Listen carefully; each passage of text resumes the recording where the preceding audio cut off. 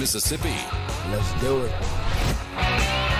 All right, cowboys and cowgirls, you all saddle on up because we're going to talk about the Dixie National. And I got the king of the Dixie National right here in the studio, our Ag Commissioner, Andy Gipson. Good morning. Well, good morning, you all Mary. excited? It's time again. It's here. It seemed like we were just here last year, but it's. Yes, we're excited. We're having a great preparation time for the Dixie National Rodeo. The livestock shows are already in full swing. We've got pig shows happening today. Had sheep and goats earlier this week, and of course the cow shows are coming up soon. So we are in full swing, and we're going to have a great Dixie National in 2025. This one's got some new stuff. We do. Yeah, because I noticed, I was looking through, it's your musical people who are great this year. Mm-hmm. I do know the name Lori Morgan, and of course, and I know, I've never seen her, but Gretchen Wilson, I know who she was from Imus in the Morning. You used to talk about her all the time, remember? Right. And she's coming, and you got other people. We got some up-and-coming folks like Zach Top and Ella Langley. We've got Clay Walker. We've got George Burge, Sam Barber. We got some good standby old, classic country, and we got some of the hottest artists on the charts today. And the reason for that is our good sponsors. We have taken the sponsorship levels at the Dixie National to a higher level. Who are they? Well, Southern Ag Credit is our presenting sponsor. Southern Ag Credit came to us a couple of years ago and said, we'd like to support the Dixie National. And so they're there. Good. We've got other great sponsors. Key sponsors are folks at Kubota. The Mississippi Kubota dealers have come in this year as the official tractor of the Dixie National. We have got Ford Motor Company.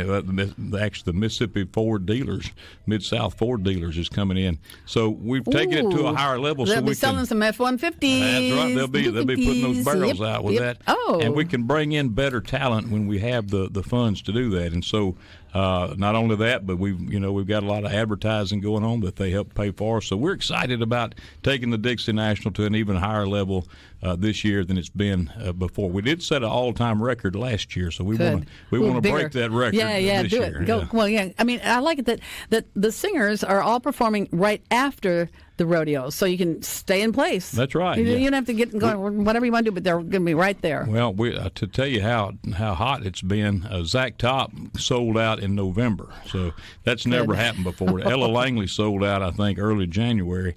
So we opened up some floor concert-only tickets for those two shows. That's February 13th and 14th, I believe. And those are available at the box office only. So there's a few left. They're $34 for the concert only, and people who want to hear those musicians can get those tickets now. But there's just a few left. But beyond that, we have tickets left for all the other shows. The music at the end is just it's a bonus. It's the best deal in town. You're getting a 2-hour world-class rodeo performance of the best cowboys and cowgirls in the world. And then you're getting a great concert on top of that. It's a great place to bring your family, have a great time, and support Mississippi agriculture and our good farmers in the process. Well, if you've never been to a Dixie National, you're missing out. The rodeo is great. It's not phonied up. It's very real, and it's very real. I mean, and it's right in front of you. Yeah. You can see the bulls, and you can see the bucking broncos. That's what my first horse was. That's right. She was like a bucking bronco, but anyway. I've been on one of them before. She could have been. Yeah. But so I'm excited. I was telling the commissioner folks that one day I'm going to have another horse, and I had a quarter horse. She's long gone now. A quarter horse trained in Western pleasure, and I took her into English. I picked up the pace of her trot and posted the trot. I thought that's the only way to ride, posting your trot. Well, how stupid, because I would see people on gaited horses, and I think, aren't you lazy? No. I'm going to be one of those people. And so if Mr. Trump makes me money, I'm going to buy myself a horse again, and it's going to be probably a grade gaited horse. Well, but I didn't know that they have specific saddles. Well, and you're going to have those. We're going to have gear. Yeah, tell about the mart. In the trade mart, we have two weekends of trade shows. The first weekend is we call the Dixie National Marketplace. That's the February 7th, 6th, 7th, 8th, I think it is, that first weekend. And then our 7th, 8th, and 9th.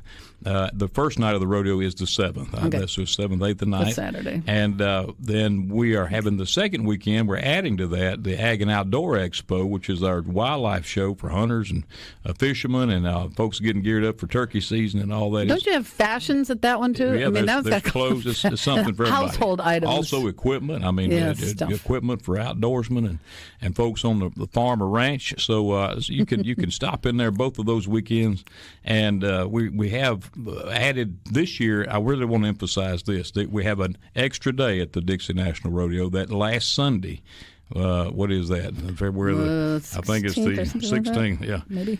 Anyway, that second weekend, I'm going to get the date right here. The date is on Sunday, February 16th. We are hosting the first ever Mississippi High School Rodeo. Inside the Dixie National venue. Now, these are high school kids from all over our state. We want to support our young people. We want them to stay in Mississippi, have a job and a family and a great life and career that we've enjoyed. And so this is a way to support them. The folks at Harper Morgan said, we can bring them in. They can perform inside the Coliseum in the Dixie National setup. It'll be we're on the Cowboy Channel now, so this is a big deal for our high school students. They'll get some worldwide notice here and advertising for them and for the Dixie National. But the main thing is supporting our young people at that high school rodeo. Those tickets are $20, and I want to fill that Coliseum up with families and friends and supporters of our Mississippi High School Rodeo folks. Are they going to do all of the routines? Obviously, they'll do barrels. Yeah, they'll do. What about roping? Everything. All the high school rodeo events will be in there. Stuff. And so this is like we have the basketball champions in the Coliseum. People say they're going to come down to the big house and play, and it's that kind of a thing for these high school rodeo young people to enjoy, and I think it'll encourage more people to get involved in the sport of rodeo. It is the great the original American sport, and we still stand. We still have the Pledge of Allegiance. We salute the flag. Good. And we always open in prayer, and we don't take a knee for any of the like these woke folks do. So I love. They're out of fashion. That's right. Gone. It's over. We back. America is a wonderful country, and rodeo is a great way. If you want to experience true patriotism, you come to the Dixie National Rodeo, and you will be blessed, and you'll come away being proud to be an American. The Mississippi National Guard is a big sponsor. They're going to be here. Good. That first night is going to be a huge performance by them. And rodeo performance? They're going to show out. The Army National Guard. Talked with General, and we're going to have a great kickoff to this rodeo like we've never seen before. That's all I'll say about it. Oh, okay. Well, so. Folks, if you've never been there, the performances are going to be in the Fordyce Center, right? That's where they're going to perform. Or are they going to be in the Coliseum? The rodeo is in the Mississippi Coliseum. Oh, it's in the Coliseum. Okay. Yeah, it's going to be in the Coliseum. We'll have a lot of we'll have quarter horse shows in the Equine Center. We'll have throughout the entire. Right now, I should have mentioned this weekend. You can catch the Dixie National Mule and Palomino show inside the. You ever ridden a mule? Yes, I have. Is it different from a horse? A whole lot different, or it's a whole lot different. It's a different experience. It's a different feel.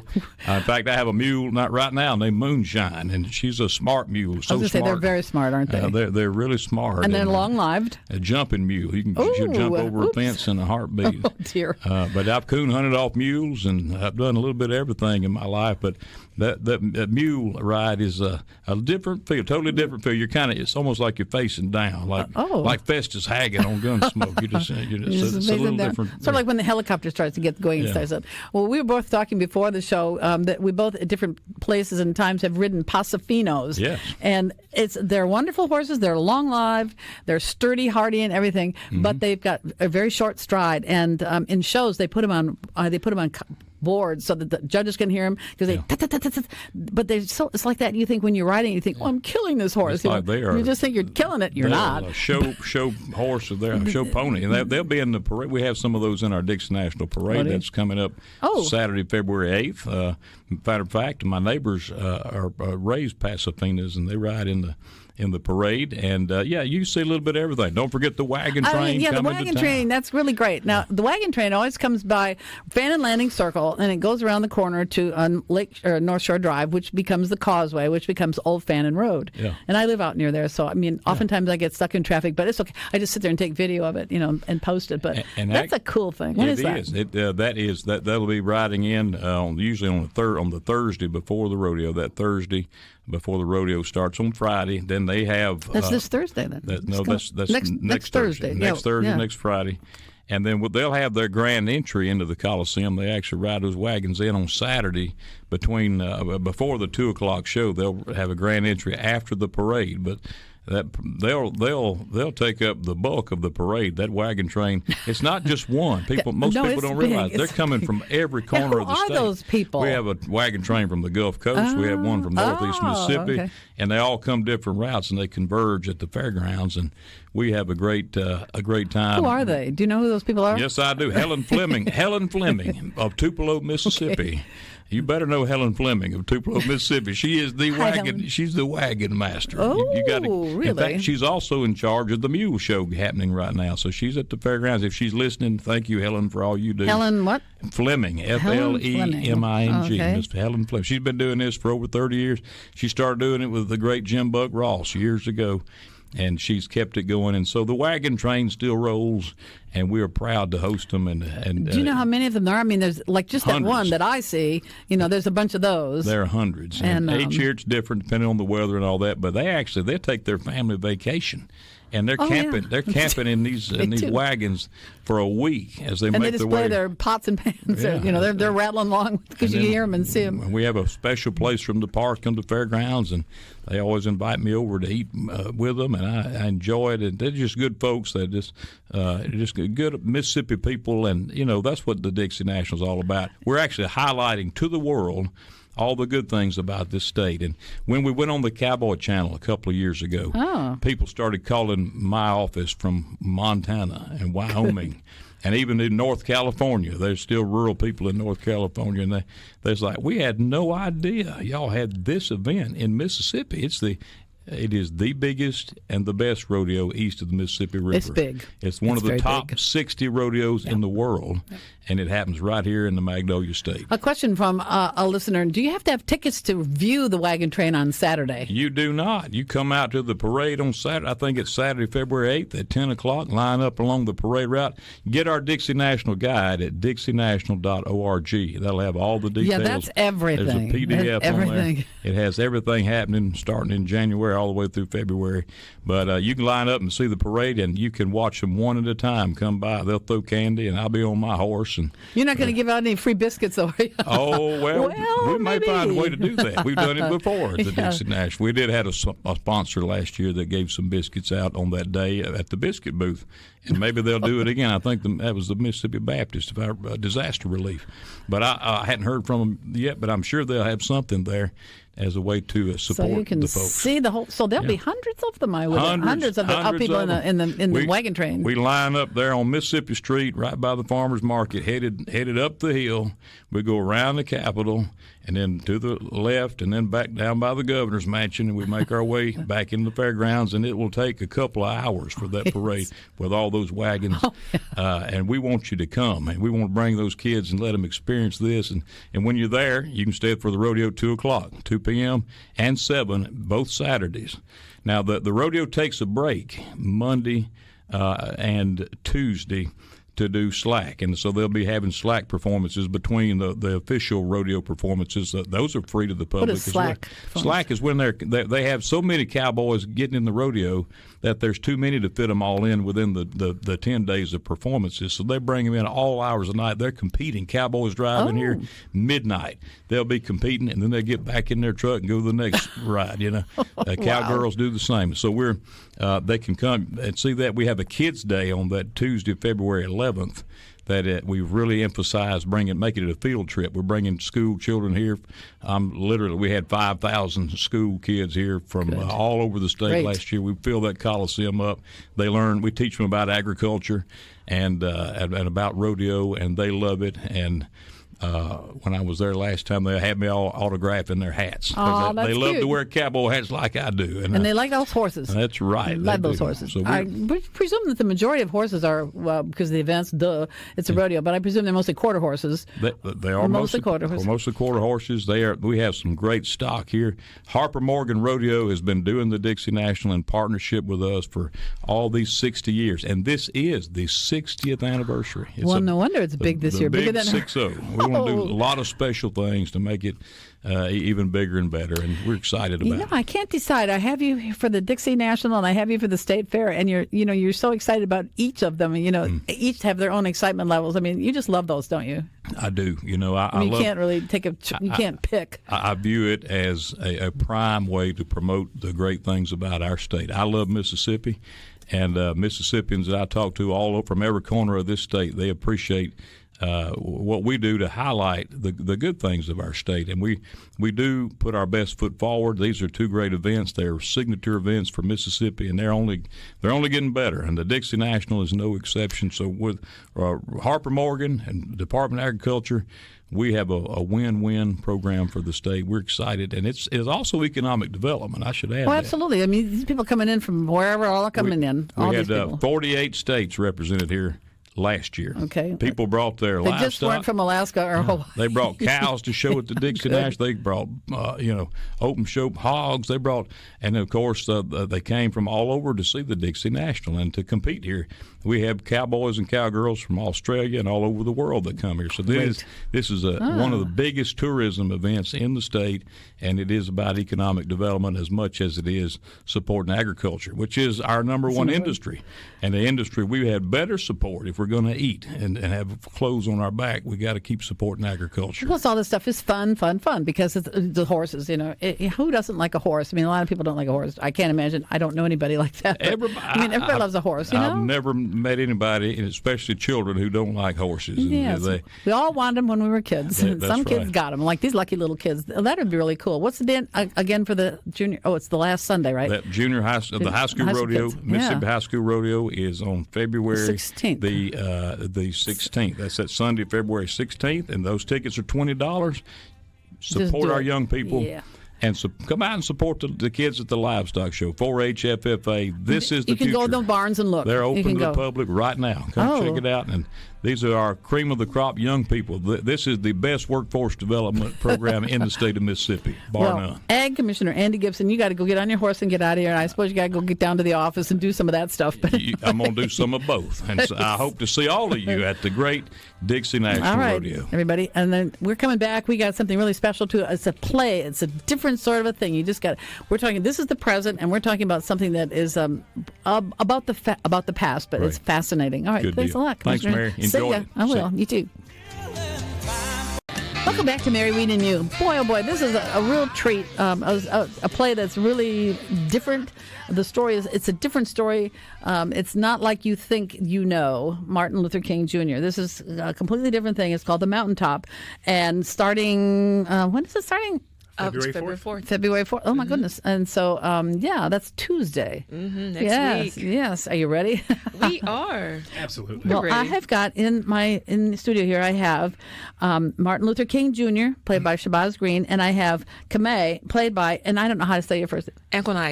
Anquanizia Hall. Yes. And Kamei the story is so different. It's like, there's a woman with Martin Luther King. A lot of people are like, yeah. But this is not that at all. This is just a very inspirational. And welcome, by the way, to both of you. Have you ever heard this story before, or anything like this that you're performing? I've been familiar with the play. Like, I've read the play was written in 2009, I believe, correct, and premiered in 2011. It's a great piece. We all grew up with Dr. King, yes. And we all know the legend of the man. We all know the leader of the man. This is a play that really investigates the man behind that, the human man behind that. Yeah. So tell the story. Either of you tell the story, whichever. So I'll tell a little bit of the story. Yeah. It opens, we pick up where MLK just finished speaking his big speech, the Mountaintop. And that night he goes to the hotel. And Katori Hall, she decided to write the story picking up there. And her mother didn't get a chance to go, Carrie didn't get a chance to go see MLK, which was one of her biggest regrets because she wanted to go see that speech. So she gave her mother the opportunity to experience that in this play. So Kamei is inspired by her mother. And Kamei is a maid who comes in, meets MLK, Dr. Martin Luther King Jr., and they talk about their lives, their past, the future, and everything. And quite supernatural things happen. I don't want to give out too much of who Kamei truly is. But yes, you have to come and see. It's a beautiful story. So Martin Luther King Jr. Have you played him before? Yes and no. I like to tell people when I was in high school and I was in middle school getting into acting and performance, I did a lot, especially during Black History Month, a lot of renditions of his speeches, and I've played him in other plays before. Where are you from originally? No, New Jersey. Oh, New Jersey. Yeah. Okay. See, there's an accent. Yes. No, but I didn't really. And I'll just have to call you Kamei. I'm sorry. I have trouble with your name, but you're from Mississippi. Yes, you're a Mississippi I am. girl. Okay, so go ahead. Anyway, you grew up in New Jersey. Yeah, and so I've played him in a few times before, but this is going to be my first time predominantly playing him. So it's been a lot of research, a lot of understanding what happened, why his Mountaintop speech was so important, why he was in Tennessee at the time, while he was at the Lorraine Motel. So this is my first chance really getting the opportunity to delve into who he was. Well, what was the deal with the Lorraine Hotel? I mean, why was that? It was not the fanciest place in town, to put it mildly, I guess, right? I mean, why was he there? How did he get to that particular hotel? Yeah, so they were there in Memphis during the sanitation workers marches. Two sanitation workers, black sanitation workers, were killed and weren't receiving the compensation that they deserved. And so Dr. King and his team were there setting up marches for that. This was their second march for the sanitation workers, if I'm not mistaken. Yes, because he left. He was there, then he left and came back. Where'd he go to? Giving a speech someplace or something? I'm sure home. No.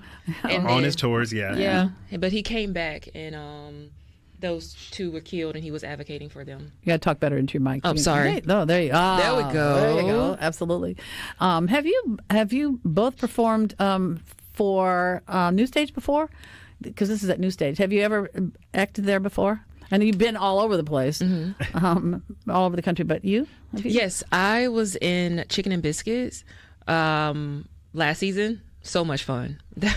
We had a good time with that show. I don't remember. It sounds delicious. Yes, I mean, hey, why didn't we do that on the show? I mean, we actually had chicken and biscuits at the end of the show on the table. It was the dad's favorite meal, and that's what we celebrated him with. Cool. And so, how about you, Shabazz? You haven't been here. I have not been here. But This is my first time. Yeah, I've been around the country a few times performing, but this is my first time to Mississippi. Completely. I don't know how I've missed this state, but this is my first time performing here. I'm trying to get him to the right restaurants. I need to. You promised me you'd give me a list. What you want, Well, it's so funny. When I moved here years ago, and it was like, what? This isn't the way I thought it was. Especially, well, I didn't know anything about the South much because I was up north, and this was in the tropics, and I didn't like hot weather and all this kind of stuff. I was like, oh, what? And so I came and looked before I came for a job, and was like, whoa, this is a big surprise here. The whole thing is a surprise. And obviously I moved here and married and stayed here, and I'm invested in Mississippi. I mean, this is my home now. I'm not going to go back to Lake Huron. I'm sticking right here. I'm at the Barnett Reservoir now. I'm not on Lake Huron, which is fine because this doesn't freeze over. But and like when my parents came the first time, they moved to Niceville, Florida. We all left Michigan at the same time. They went to Niceville, and the first time they came here, they're like, well, this isn't what we thought. I said, that's exactly right. Every city has its bad sections. Every state has its poverty, all this kind of stuff. That's no different. But whatever the other things that are here, there's so many, mountains and hills in North Mississippi. Yes. And then you got, the city in the center, and you got the Gulf Coast. Like, whoa. Yes. The Gulf Coast is getting very cool year after year after year. It's getting better. It's not destined yet, but you just give it a few years. And it's going through god awful hurricanes. They all talk about. They used to talk about Hurricane Camille, and now they talk about Katrina, and that's bad stuff. But it's a good place. It's a diverse place, and there's a lot of fun stuff to do. Like here, we're talking about the it's a lot of history here as well. Yes. A lot of culture. Yes. I'm the first person a lot of people met from Mississippi because I lived on the West Coast, and they're like, "How is it there?" Like, hey, everything you know, just throw that out. Exactly. And let's start over. Yep. you know the whole thing. It's the media. They get stuck on something, and they get exactly. Mississippi. And was it Katrina maybe or thereafter? One time on the Weather Channel, they referred to Mississippi as that landmass. Oh, that was bad. And our governor at the time, raised hell with them. And I don't know if they did an apology, but they don't call us the landmass anymore. It's like, oh, come on, that's really bad. Did you ever hear that one? I'm talking with Mia, who is the PR person for New Stage. She said, geez, get modern, get with it. Yeah. So anyway, how do you all both of you set your minds into you going into the past in a very difficult, horrible, tragic situation? But how do you set your mind to that? And you have to adjust your mind to these characters who are historical figures, especially Dr. King over here. But you have to adjust your mind to that, and you have to adjust how you think and feel about that as you're portraying your characters, don't you? Yeah. And of course, like I said, Dr. King's someone who we grew up with. If you don't know him, you're crazy. How do you not? They were not from this planet. Right. So there's so many things that I tell people constantly. I'm not doing an impersonation. And I'm not playing a character per se. Yeah, I am this person. But so I have to do the research. I have to know what he was talking about. I have to know what his values were, his principles. But then you have to realize the man. You got to know who this guy was. So stepping into that, he doesn't know he's dying. No. He knows that every day is a gift for him. He knows that the death is always a possibility with what he does. He's been stabbed. He's been hurt. His house has been bombed. But the easy part is knowing he only has these moments. He only knows what's right in front of him. Yes, he's looking to the future always, but it's a little bit easier and a little bit calming and comforting as an actor to just know I only got this moment. I know what's important now. So that's how I take it to heart. Wow, that's an interesting way to be. Yep. That he was that way, and you learn that only by studying him. Yeah. Right? So what was he like anyway? What was he like as a kid growing up, and was he thinking about things like this as a child? Thinking about civil rights and all that? Was he thinking about that? I mean, let's say he was a 10-year-old kid. Hey, here's Martin from down the street. What was Martin, 10-year-old, thinking about down the street? Or you would know. Yeah, how would you feel, like, hey, you're going to be the world's greatest civil rights leader when you turn 30. And you're like, what? I just wanted to play baseball, which is kind of the funny thing. Yeah, from the research I've done, he was just a kid growing up. Grew up in church. Yeah, so yes, of course, he has a divinity background, and he knew he might have been a minister like his father, like his family. But when you get the call, I think, us in the culture, and I think anybody of a certain spirit, when you get the call, you get that call. Right. So when the Lord says it's you, it's then you say, you listen. Sir. Yes, sir. Tell me what you want me to do. And that's the thing about the man. That's the thing about a person. You get that call, you get that inspiration, and that's how he was. But people knew him as when he was just Marty. In the Lorraine Motel, their accounts that they were pillow fighting the night before he was killed. He would laugh, he would have fun. He loved a good joke, he loved a good prank, he loved to eat and have fun. So he was a person. That's the best part about this. Was Coretta with him at that time on that trip or not? No, she was at home. She was at home, and so she's not in the play or anything. No, it's just And so he had a retinue of people, I guess, to help him do stuff. So they were there. Yeah. His, not entourage, because he wouldn't have been that fancy. He wouldn't have been that fancy, would he? Apparently, he couldn't. Pretty, he was a pretty down to earth guy. Yeah, he was. And then I think I've just said that, doing the role character. Yeah. There's kind of like three types of personalities. You have the person who has got to speak in speech, but you have the person who's interviews, and then you have the person at home with his friends. So traveling with those people, he was just a different type of guy. And in comes Kamei. And Kamei is actually based on a real person. Right? This is a fictional story, but Kamei, who was the person that she's based on? She's inspired by the playwright's mother, Katori Hall's her mother, Carrie Hall. Is she from here, Katori? She's from Memphis. Oh, okay. Yes. Oh, okay. Memphis. She's from Memphis. She has things that she's written set in Mississippi, but she's from Memphis. Okay. She has a heavily influence of Southern culture because she is from the South. And but Kamei is inspired by her mother not having the chance to speak to MLK and attend the actual speech of the Mountaintop. So Kame is very big. She's very funny, and she is a living, breathing being, even though she is fictional. She is inspired by real people, but she is a real woman who is this. Well, can we say she's an angel, right? I mean, essentially, she's a supernatural being. Yes, that's what she is. Yes, she is an angel, and she is here to do her job, and she has her calling as well as. Because we were just talking about callings. Yes. She had hers, and she had no choice but to do it. So she was in obedience of what she had to do. And what was she supposed to do? And I know you don't want to give the whole thing away, but yet it's fascinating because I don't think people are like, what? An angel visiting Martin Luther King? What? What is that? But that's essentially what she, I won't give it away either. I don't think I am, but that's essentially what she's to do, is to be with him to counsel or question or help or all of those, honestly. Yeah. And angels are like to console and to support and to help and to guide. She's doing all of those things at one time, and it's really hard for her to do because she has watched this prominent figure who is a legend in her eyes as well, and she see what's happening and what is going to happen to him because she sees. So hold the thought. She sees, and then we'll come back. Two wonderful people from New Stage Theater. They are Martin Luther King Jr. and Kamea. It's just their characters, and we'll be right back. Is that Howlin'? Howlin', yeah. Okay, There we go. I got it.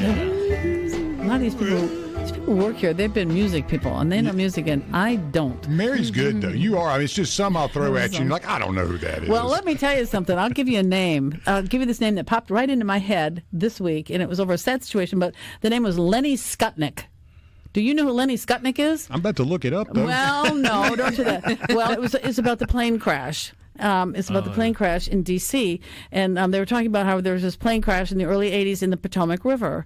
And they said, and there was a man named Lenny Skutnik from Mississippi who drove in. He saw this woman in trouble in the water. He just threw his jacket down and dove in and rescued her. And he became kind of a folk hero. And wow. Yeah, from Mississippi. you're exactly right. Yeah. See? Born in You know 1953 in Mississippi.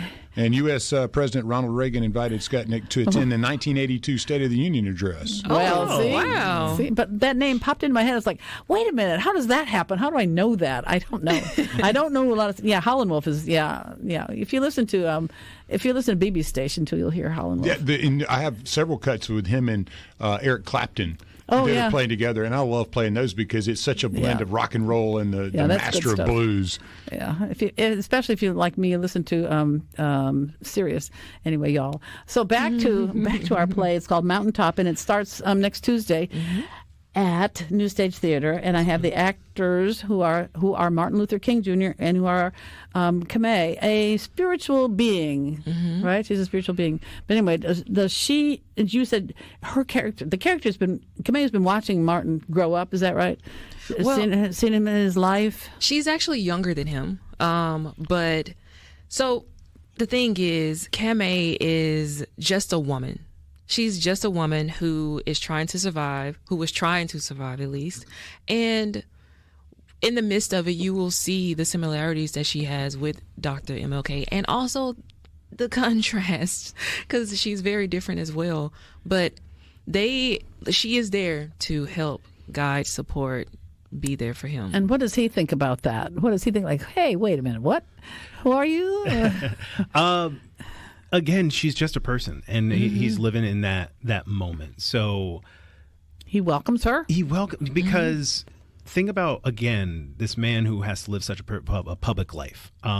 We talked about really briefly, like how he traveled. He couldn't travel with a lot of people because his life was on the line. And while, police would didn't assist all the time. They posted in the newspaper where he would stay. So if you get a moment at a motel and a person's having a conversation, how refreshing is it to just have a talk? That's what we mean about just the moment. Talk about stuff. Like, it can slip into our values and views and what's going on, but at the base of it, it's just humans talking. Yeah. How old was he at the time? Was he more than 30? 39. Okay. Okay, so because I'm thinking 30, that's pretty young. Yeah, but he 39. and Malcolm X were the same age when they both died. Does Kamei talk about the family with him? Do you talk about Coretta and the children and all that, or? We go. They talk about that. Mm-hmm. It's just a conversation, and they're strangers. They don't know each other. They're just having a nice. I got these kids and I got this wife, and you. Yeah. Does she have? Does Kamei have a family, or is Kamei just a spiritual solo being? Yes, she has a family. She's just a woman who happens to get this role, who happens to be entitled with this role of being there for Dr. MLK. And they're just there. They're talking, and a lot of stuff is unraveled. A lot of things are happening, but we're having a conversation for 90 minutes. Wow. In real life, 90 minutes isn't very long, but you can get a lot of stuff said in 90 minutes. Mm-hmm. Is this play around the country?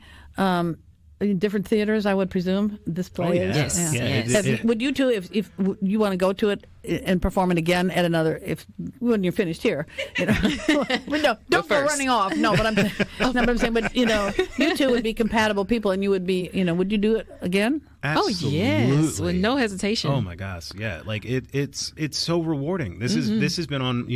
Most actors have that bucket list of shows they want to do, and this has been top 5 hands down, and I mean that like that's not facetious. I'm being honest. That this has been top 5, and I'm so happy that I'm getting a chance to do it. Yeah, so cool. When I saw New Stage was doing it, I was like, y'all know me. I will deliver this role. Let me come and audition. And fingers crossed. And I'm so thankful because there were a lot of wonderful women in there auditioning with me. And I'm just honored and thankful to be able to portray this role. And did you know some of those other people who are applying? Who are auditioning? Yes, I do. I do. They are wonderful. I love them. Yeah. And you two together, I mean, so you had to meet each other. Mm-hmm. Well, you had to come to town first, I would gather. Yes. Wouldn't it be awful? Like, oh, gee, who does he think he is? Or who does she think she is? Whoa. Don't worry, that's what we say to each other. Like our own private thing. Yeah, we do not. We don't get along. We don't get along at all. No, you can tell. But I mean, it was an instant click, I hope. For the two of you as people playing. We're not saying playing, but you are portraying these people. Mm-hmm. That would be awful if I never thought about that before. I can say one thing about New Stage: they are great at building a company. They are really good with finding personalities that work well together, and I think that they hit the nail on the head with us. Yeah, Shabazz, this is your first time to come here. So, what did you think when they reached out to you? I would presume did they reach out to you, or did you? Was it the other way around? I saw their audition submissions, and I, was taking time. I always do my submissions, and I submitted. I've seen New Stage breakdowns before. I just never had a chance to audition. I don't even think in person. This is my first time auditioning for them, I believe, and we did it right before Christmas. And and away we are. I don't know who was talking about what was the Elvis people, I guess it was, when they did the Elvis thing, the midnight $1 Million Quartet. Yeah, the Elvis people, those people. Yeah, them people. They know the people. Well, we had Johnny Cash and who was the other one? Jerry Lee Lewis. They were playing, and those guys just met each other, and they just very compatible music and guitars and keys and everything. They knew. I mean, they just sit down and do stuff. But one of them was making the point. Oh, it was over here. There was the Elvis guy, very famous, pretty well-known guy, pretty well-known actor. But he said that New Stage has a really good reputation around the country, and it's the best in Mississippi. It's kind of the best regional, I think, in this whole region. Yeah. It's not some fly-by-night thing. It's a very good upper-level professional. Like I was saying before in the first break, before we started talking about, like for instance, they did Sound of Music, and you do so many things, but they did Sound of Music a couple of years ago, and I saw it on a Friday night, and that Sunday night it was on TV, the one with Julie Andrews and all those people, and I was like, whoa, I mean, what you all did here in Jackson, Mississippi at New Stage was exactly like that. It was so well done. So you're in good company here. Yeah, definitely. Oh yes. Can't wait for you guys to see this show because even the set, it's design. So close. It's beautiful. Richard and the team has done such a fantastic job. The audience is really just thrown into this motel, and for us, I told them yesterday, I was like, man, it's weird. I get an eerie feeling standing in this doorway, looking at that number 30 stick, looking over the balcony. It's like, okay. It was thunderstorming yesterday, so I was like, okay, this is creepy. But it really is immersive. It's great. It's going to be so fun. Oh, that's good. So I guess our sets are all done local people. Do that and local artists and everything, which is that's art in itself, isn't it? Yes, it is. But wow, so that's really good that it impressed you. Yeah, it's a replica of the hotel, and they did mostly everything from scratch. Yep. Wow, isn't that something? Do you ever been to a place where the set wasn't just quite right? As actors, do you have the right to say, this doesn't really? I'm not here, but have you been in places where it's like the set doesn't exactly match what we're doing? Has that ever happened? Because I want to keep working. No, that's never happened. Every place I've gone to has been fantastic. But of course, thankful for all the places have been good to me. Yeah, really. But no, but it does happen, I guess, where you're not so impressed with things, right? Or some things are just different. Everyone has different set designers, different construction, different eyes. Yeah, so it all works. That's why they got the job. That's why they're there. But well, and you have to overlook certain things. Maybe like, okay, but you don't have to overlook anything here. And so I'm really happy. This is your first time to come to Mississippi? Oh yeah. Wow. And when did you first get to town? When did we start rehearsing? End of January? January 4th, 18th? 15th. Oh, okay. That so time? This is the 31st already. Yeah. Was the first one on the 14th? I can't remember. Yeah, I got here on that Monday. Yeah. We started rehearsal on the Tuesday, which is the first time that we met. Yeah. And so have people taken you around outside of Jackson or pretty much in this area? No, because everyone's selfish and they're like, oh, you got to go out somewhere. The only he person likes to go to his room. You just gotta Lance see has been good to me and gave me a list. Thank you. all the places Thank to you, go Lance. You are welcome. I have plenty more. You got my number now. Thank you. Let me know what you he's want. the gourmet guy of the show I'm here. into nightlife too a little Oh bit. So. yeah. Oh yeah, Shabazz, that's you right. say You're he a has big your number. nightlifer. I forgot about that. Well, I we do was, have some but I still know where we it do have is. some good stuff. We got a lot of music people here. Yeah. So much talent here. There's acting talent. There's music talent. The soils are rich here. And opera. We have opera here. I mean, we have it all, but people don't know that. But you got to learn that stuff. Yeah. Well, I hope you get to see the reservoir, which is And the rodeo. Oh my God, the rodeo. That would be really great. I do love a good rodeo. I have seen rodeos before, so I would love to see that. Yeah, they do have a good one. I haven't been to it in a while, but they got these. These people are playing afterward, and I've never seen her, but I'm not good about going to concerts. But Gretchen Wilson is going to be one of the talent people. No, you don't know who she is? Well, she was. Imus really used to like her a lot. Remember Imus in the morning? Vaguely. Don Imus. Very old. Anyway, very. Oh, there we go. that Yep, guy. I that remember guy. now. But anyway, stuff like that. And Lori Morgan is another. She's a pretty good, well-known performer. But there's just a lot of good stuff at the rodeo, which is a neat thing to do. I'll have to check that out because I've never been. Fun. Well, that's a fun thing. And the reservoirs, it's just a body of water. But I always say that it should be the shining light of economic development in Jackson, Mississippi. You got real boats and stuff like that. But anyway, well, you two are wonderful, Kamei and Dr. King, at Mountaintop at the New Stage Theater starting Tuesday the 4th. Yep. Check it out. When does the run go? It's a long run, too, isn't it? Through February 16th. Yes, that's excellent. Well, good luck, and I hope you do really well with it. I think you will. Thank you. Thanks a lot, Mia, for bringing them, and have a good weekend, everybody. Go to the rodeo. Happiness.